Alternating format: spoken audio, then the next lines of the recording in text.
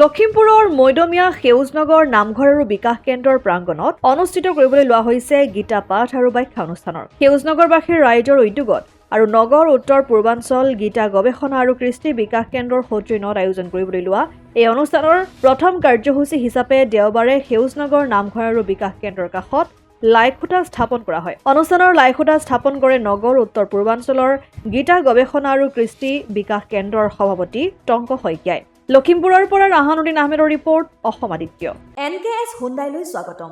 North ইষ্টৰ প্ৰথম GDSI 2.0 features dealer হৈছে NKS হুণ্ডাই। অত্যাধুনিক সা সুবিধাৰে তৈয়াৰী মষ্ট আপডেটেড হুণ্ডাই ডিলাৰ এতিয়া ডিব্ৰুগড়ত।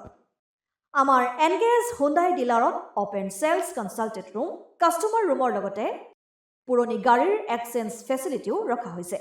ইয়াত সেলছৰ লগতে সাৰ্ভিস সেক্টৰৰ সুন্দৰ সুবিধা আছে। প্ৰয়োজনীয় সকলো এডভান্স টুলছ, হুইল বেলেন্সিং, এলাইনমেন্টৰ অত্যাধুনিক machine, post hydraulic lift, fully train men পাৱাৰৰ লগতে nitrogen gas filling facility, fully automatic car washer ফেচিলিটিও আছে।